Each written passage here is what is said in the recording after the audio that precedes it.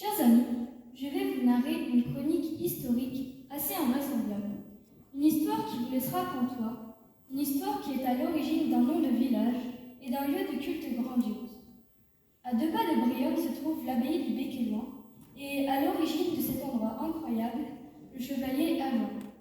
Mais là, vous allez me dire en bon normand, là, mais Erlin, c'est pas pareil que quand on dit Éloin.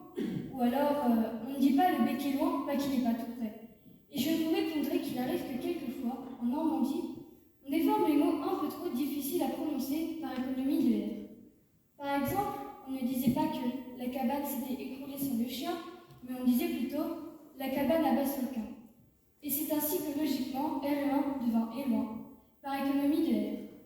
Mais où en étais-je? Ah oui, revenons en 1034, le 5 mai vers 18h57, après une ignoble boucherie sur le champ de bataille, le chevalier Erlin se questionne sur le bien fondé de ses actes.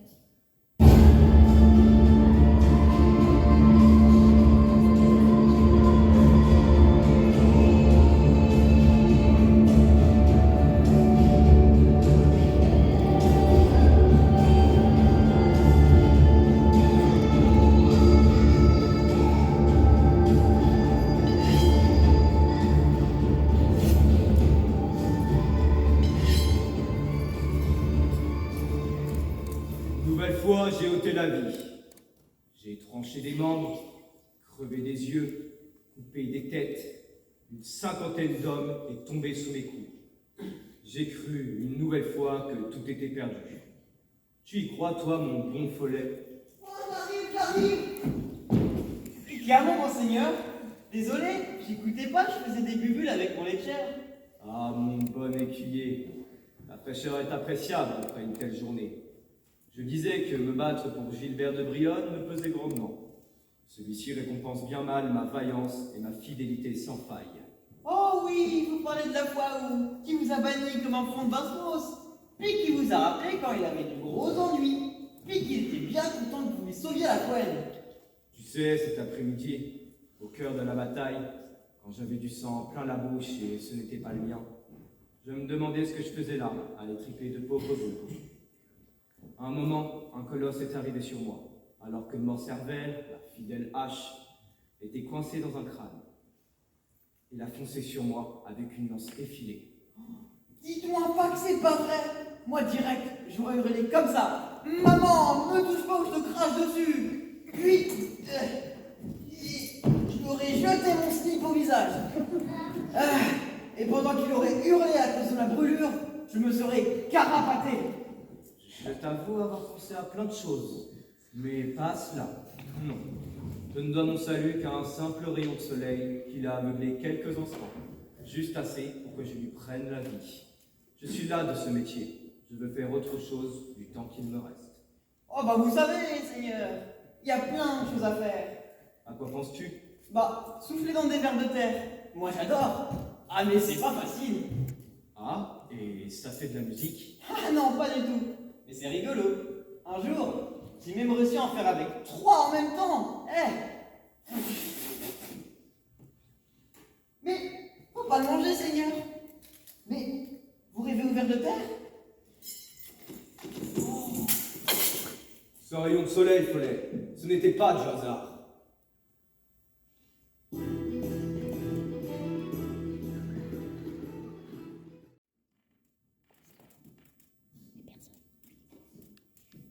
Chers amis, c'est à partir de cet instant qu'il décida de revêtir l'habit de moine et se retira sur l'un de ses domaines. Il devint l'ermite de Burnevilla, qui devint ensuite Bonneville par économie de R. Vous avez là ma version des faits, mais penchons-nous sur la jeunesse de ce personnage. Son père, Ansgo, grand conquérant danois, et sa mère, Héloïse, qui avait le même sang que les comtes de Flandre, eurent le petit Erlin en 996, le 5 août, vers 4 heures du matin, à Bonneville-Apteux. Mais au bout de quelques années, ils durent se rendre à l'évidence. Ils allaient devoir le mettre en pension chez le grand Gilbert de Brionne.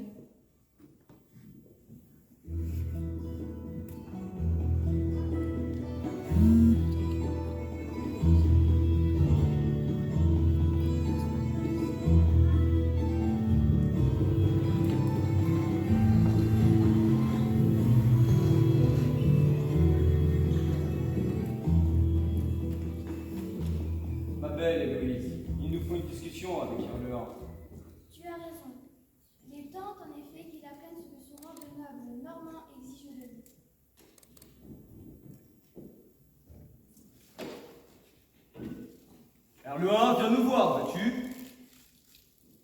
R le 1. R le 1. Quoi je m'amusais dans la chambre. Nous devons te parler, mon grand. Et voilà. C'est reparti pour du blabla. Vois-tu, mon fils, de grands pouvoirs impliquent de grandes responsabilités.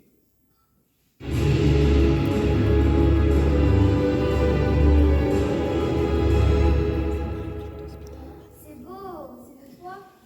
Allez, là, abrégez les dieux. J'ai dit à mon copain Follet qu'on irait chasser le lapin. Tu sais, ma bien-aimée, j'ai du mal à ne pas lui déglinguer le fondement à grands coups de botte quand tu dis comme ça. Je sais bien, seigneur de mon cœur, et cela t'honore. J'ai également ce genre d'envie quand tu es comme ça.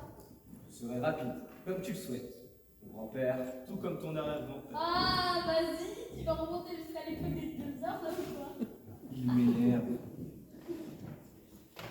Je fais partie d'une lignée de guerriers légendaires dont chantent encore les exploits au Danemark, notre terre d'origine. J'ai, par les armes et ma témérité, gagné les terres où nous sommes à présent. La lourdeur de l'histoire. Alors, espèce de crotte de nez, je t'informe que dans une semaine, tu iras en pension chez le grand Gilbert de Brionne, qui lui aura la joie de te donner l'éducation due à ton rang.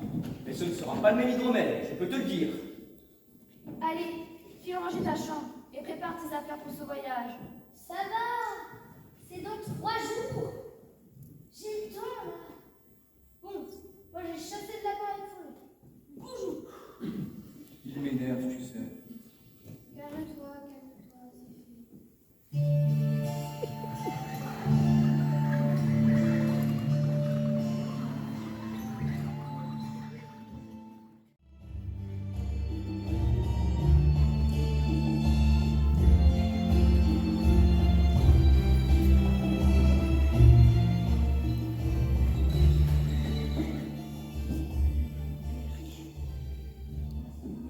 Salut mon copain Follet. Bah, t'es prêt pour aller chasser le lapin? Attends. Ah, d'accord. Moi j'attends. Oh, en fait, il faut que je te raconte. Mes parents, ils m'envoient à Brionne. Sérieux, Brionne. Et c'est nul. Attends, je suis concentrée. Le Gilbert qui est soi-disant seigneur de Brionne, il va m'apprendre les bonnes manières. La blague. Mais tu fais quoi? J'essaye d'attraper les antennes de cet escargot pour lui en faire des nattes. Mais j'y arrive pas, ça glisse. Mais on devait pas aller chasser le lapin. Oui, mon papa, il veut nous accompagner. Il a pas trop confiance. Papa, viens, on va chasser du papa. J'arrive.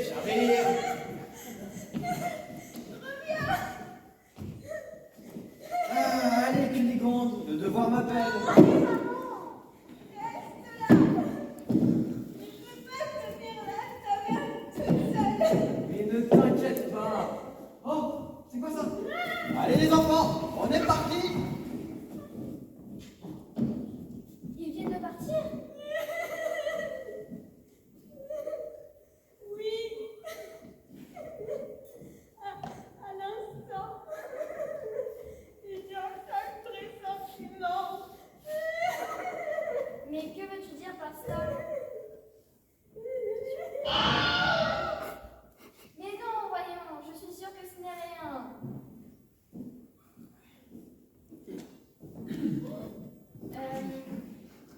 Je vais voir chasser le retour quoi. Assieds-toi. Des fois, je me demande si on n'a pas élevé le bébé et conservé le placenta. C'est mal. Ah, mais oui, touche pas. Non. Aïe, arrête, touche pas. Aïe. Mais ce n'est pas le rebouteux. Mais si. Mais non, c'est Bébert, le gros dégueu. Ah, il ne soigne pas les hommes, mais les bêtes. Et encore, c'est limite si elles s'en sortent du ventre. Mais je soigne très bien les animaux. Vous vous souvenez de la peau noire à la Berthe avec un bec tordu? Eh bien, grâce à un gros coup de marteau bien placé, j'ai réussi à lui redresser son bec. Bon, sa tête affinée toute plate, mais quand même.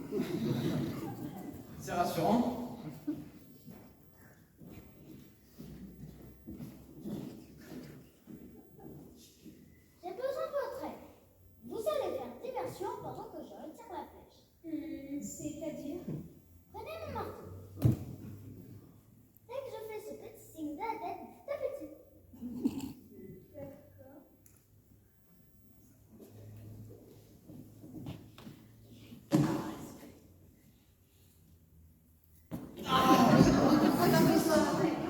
Mais, oh, c'est rigolo. J'ai le bout de la langue dans les fesses, c'est tout dur. Ça fait mal quand je rigole.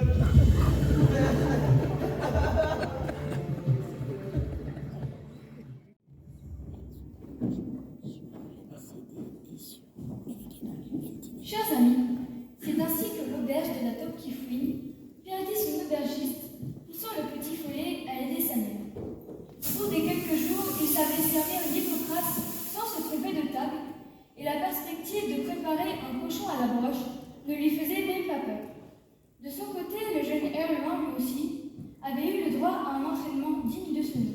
Soigner les bêtes, apprendre à lire et à écrire, se conformer aux rituels et politesses dus à son haut rang. Tout se déroulait aussi simplement que la nuit succède au jour. Mais un beau matin pourtant, un fait sortant de l'ordinaire allait troubler l'harmonie de ce quotidien.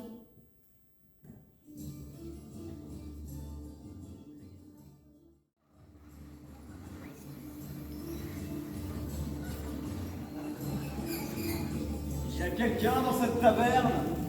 Quelqu'un qui a du monde ici? Bien évidemment. La taupe qui est réputée comme étant un endroit de repos pour les voyageurs égarés ou en quête de calme. Excusez-moi, madame, qui est en train de repeindre mon chat. Vous désirez manger? Oui, donne-nous 2 de ton meilleur fruchti avec 2 goûteuses hippocrates. Prenez place.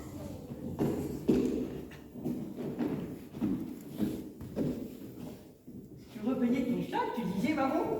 Oui, avec des couleurs vives. Ta mère est là? Elle ne devrait pas tarder à prendre votre commande. Mais pourquoi repeindre ton chat avec de couleurs vives? Il n'est pas assez coloré? Mais je viens de te dire à l'instant ce que nous voulions. J'ai déjà oublié, messieurs. Excusez mon fils, il était dans l'heure. Certes, 2 tranchoirs et 2 hippocrates. Je vous laisse avec la suite. Cela vous fera donc 2 pièces d'or.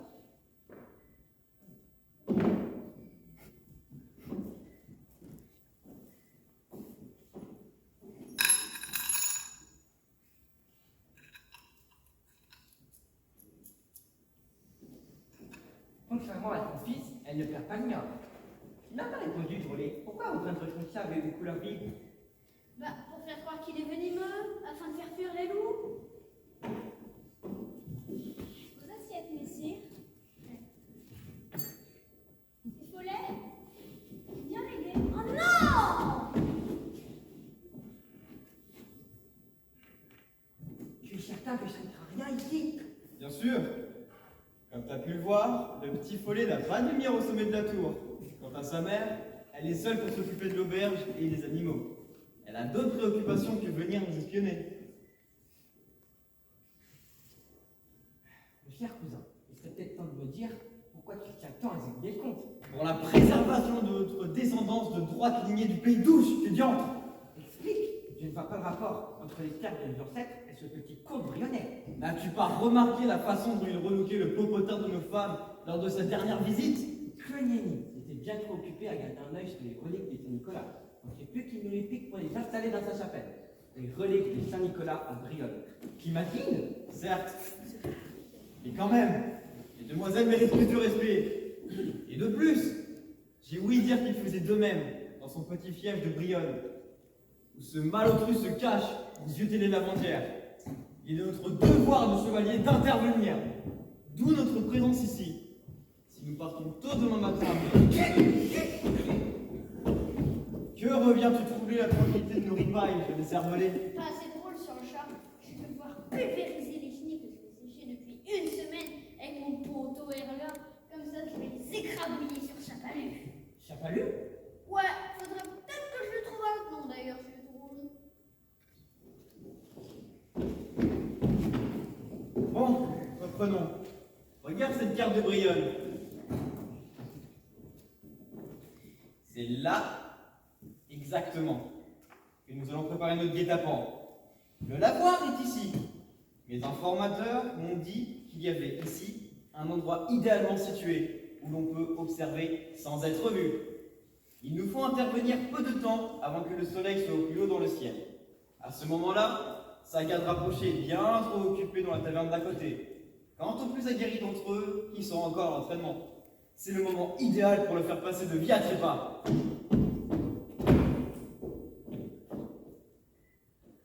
Mais c'est quoi ça? Bah, machine urticante. Mais ça ne va pas. C'est venimeux une chenille urticante. Débarrasse-toi, que diable.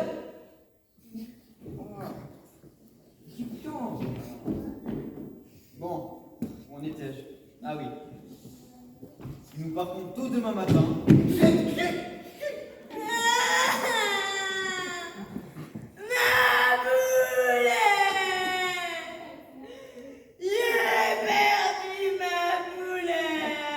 Que t'arrive-t-il encore, jeune tourneau? Bah, il y avait ma boulette dans les mains, et ben, je l'ai plus. T'en fais pas, petit. On va la retrouver, ta boulette. J'espère.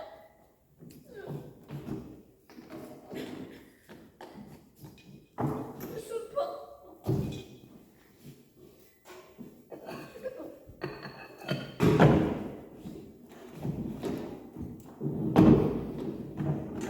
Sous la table, peut-être. Bon, écoute, morveux, on ne la trouve pas, désolé. Oh, c'est pas grave, je vais en faire une autre.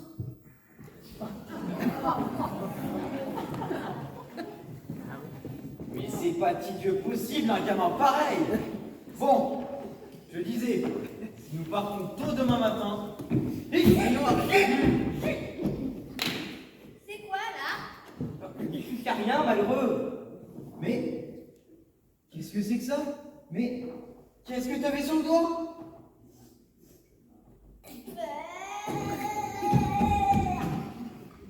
Bon, il est temps pour nous de quitter sur le Maxin et de trouver une auberge pour se reposer avant de prendre la route de Brionne. C'est répugnant.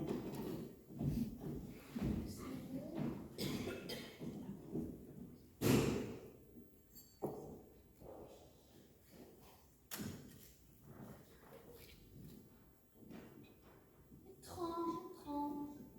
Quelque chose me dit que je devrais avertir mon copain là. Son maître me paraît en grand danger. Bon, j'ai intérêt à me couvrir. Et il faut pas que je fasse des piculottes.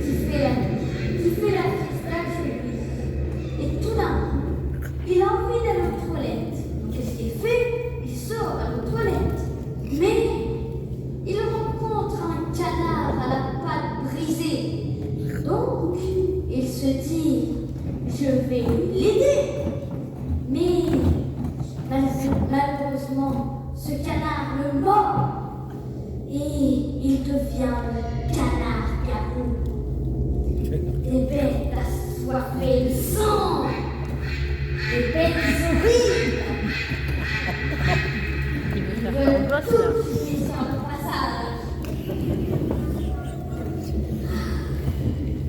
Je ne vous conseille pas d'approcher de grands canards à de grandes pattes.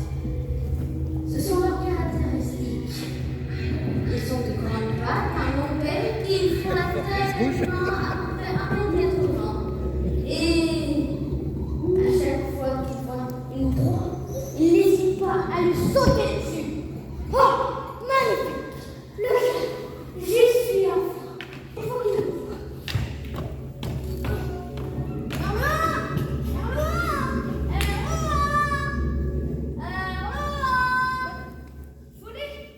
Que diable fais-tu là? Je viens prévenir ton maître qu'il va avoir de gros soucis. Esprit? Eh ben, hier soir, pendant que je m'occupais de nos chenilles, tu sais, une est toute rouge, celle qu'on voulait pulvériser sur Chapalu. D'ailleurs, ils m'ont dit qu'elles étaient venimeuses. Donc, je l'ai mangée. Je comprends que dalle à ce que tu me racontes. Pourquoi? Diable! Mon maître est-il en danger? Ne m'interromps plus, s'il te plaît, sinon je m'embrouille. Je disais donc qu'hier, 2 chevaliers sont venus à la tour qui fume. Même ils ont demandé de transport de Sibouras et qu'ils ont... Ok, je viens. J'ai surpris les 2 chevaliers en train d'organiser un guet-apens, un guet-apens, voilà. Contre Gilbert de Brienne. Donc voilà, j'ai traversé la forêt tout seul, et même que j'ai même pas fait pipi culotte. T'as vu que c'est cool. Ouais, il va le tuer? Oui, enfin je crois. Une histoire de Mathilde Popotin et l'aventure. Là-haut, je me disais bien que c'était chelou, c'était pas la fin de matinée. Tu peux. Mais si c'est exact, il n'y a pas une seconde à perdre. C'est justement l'heure de sa balade quotidienne. Sir Gilbert! Sir Gilbert! Où êtes-vous? Ouah! Qui vient perturber ma paisibilité? Arluin, qui est ce diable trop près de nous? C'est mon copain, messieurs. Il a quelque chose à vous dire. Pas tout de suite, mon radar. Elle doit partir maintenant si je ne veux pas louper la jolie lumière du soleil. Mais il faut que je vous dise. Il suffit, passe ton chemin maintenant, je n'ai point de temps à perdre des élucubrations et à tes propos.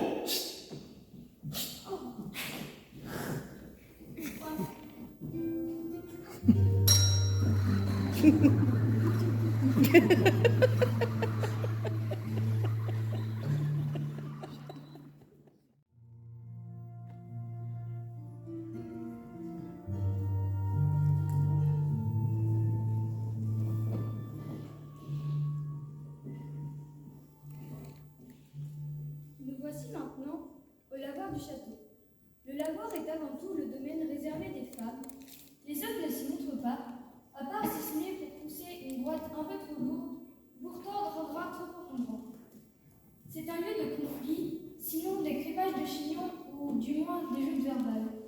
Et Dieu sait si les lavandières manient le verbe aussi bien que le battoir. Les voilà lancées, et elles ne se gênent vraiment pas pour tailler des costumes sur mesure. Les mains sont occupées, mais l'esprit est libre. Et c'est ainsi que les lavandières font et défont les réputations.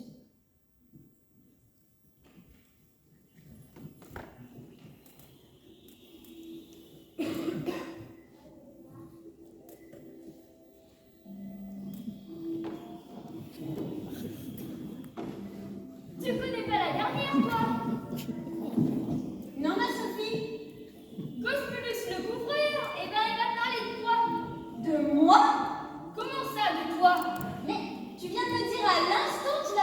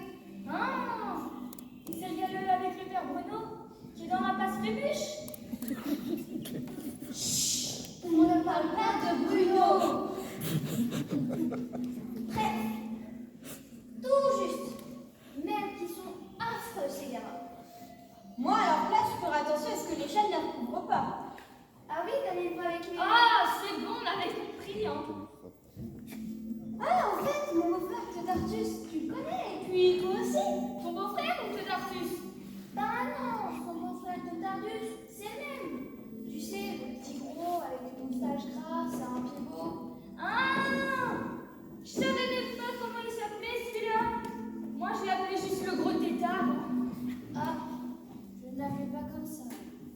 Mais c'est bien celui qui habite à côté des fontaines. Non, non, là tu confonds avec Gobert. Ah oui, Gobert le Borgne, c'est un copain. Mais ça peut les gagner. Oh, c'est pas un peu fini? Je peux vous raconter mon histoire un peu? Oh, calme-toi, Eulalie, tu vas prendre un coup de sang. Ouais. Bon, je disais, il n'y a pas longtemps, mon beau-frère de Tartus, il était déshydraté, il est rentré à la maison, il a poussé la porte et il a crié « J'ai soif, crétin, d'un petit bonhomme !» Il a bu une grande cruche d'eau, mais je vous dis, comme ça.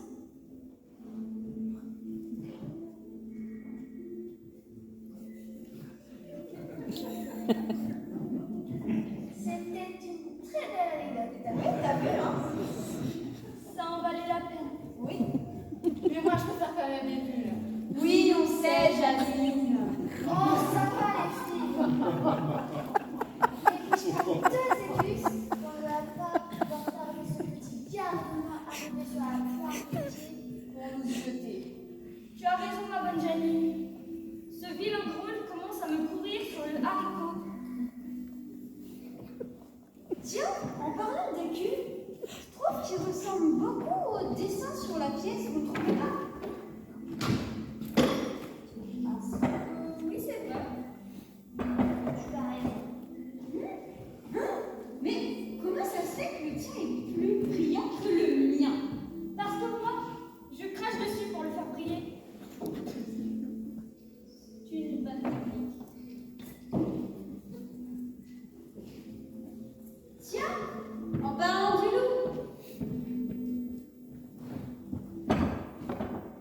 Et en voilà que.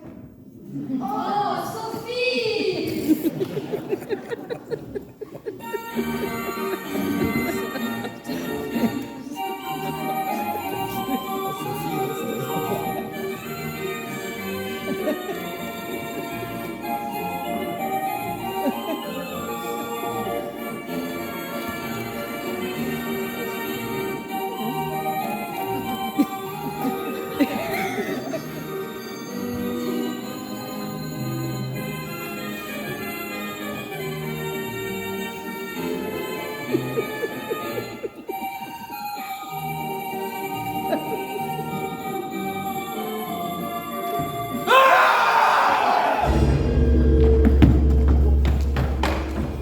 Qui êtes-vous devenu le beau bison?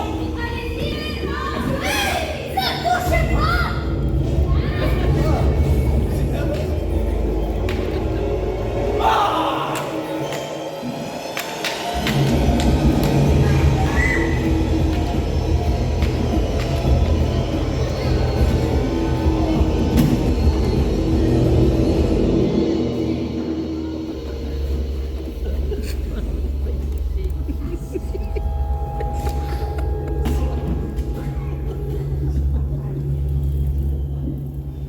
Arlua, je te dois une fière chandelle.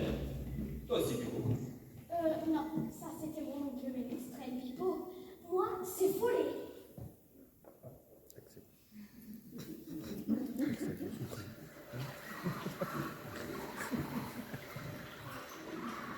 Grâce aux actes héroïques de nos deux amis, le lendemain à Brienne, tout le monde savait pour l'avoir.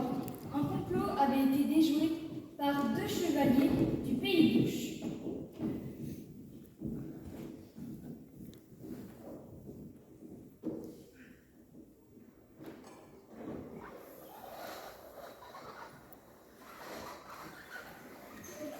Arlua, grâce à ta bravure et à ton ami Pipo, Non, ça c'était mon oncle Ménestrel. Moi, c'est Follet. grâce à ton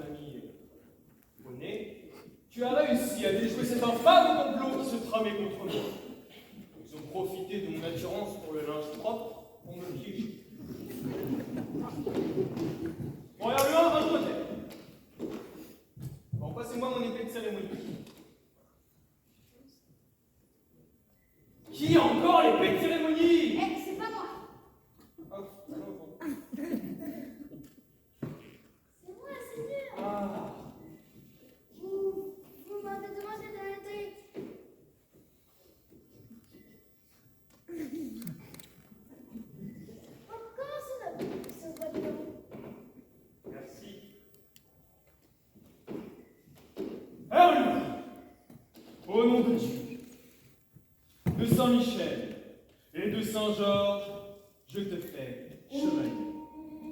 Sois vaillant, loyal et généreux. J'en serai digne, oh monseigneur. Tant mieux. Et maintenant, je te donne la colline. Ce sera la dernière gifle à laquelle tu ne pourras pas répondre.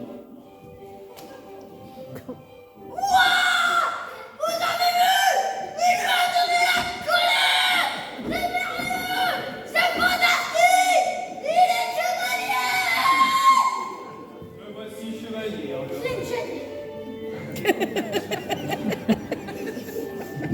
Allez mon peuple, levez-vous et répétez après moi. Gloire et honneur au nouveau chevalier. Gloire et honneur au nouveau chevalier. Gloire et honneur au nouveau chevalier.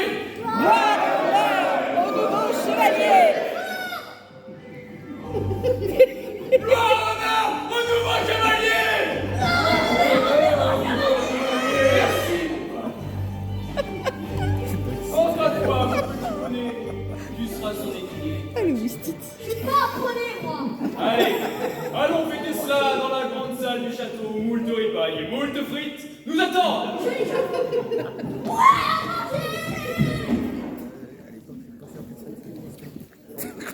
Il y a plein de choses qui n'est pas bon. On va pas chercher les anachronismes, ils sont volontaires. Hein. La pomme de terre a été découverte plus tard.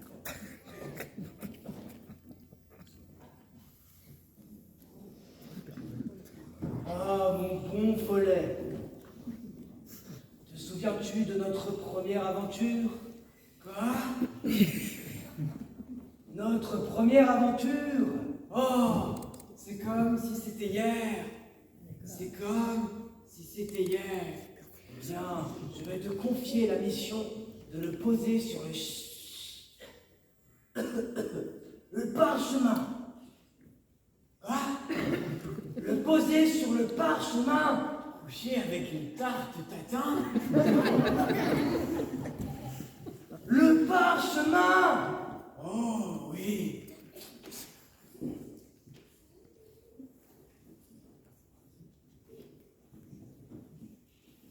Chers amis, c'est ainsi que la première histoire publiée du chevalier Herlin nous a été révélée grâce à un manuscrit datant de 1040, retrouvé dans la tour Saint-Nicolas. Ce qu'il fit en tant qu'homme de Dieu, ça, c'est une autre histoire.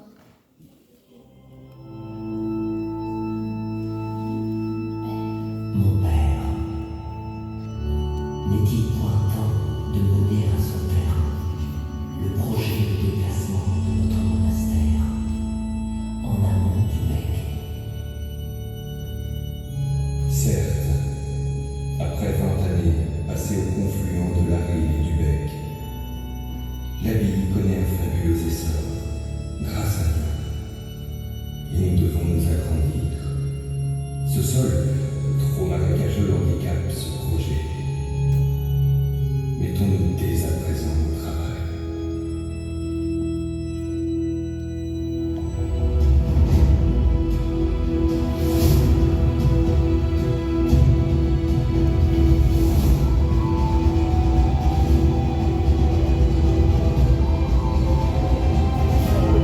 Ah bah tu m'étonnes.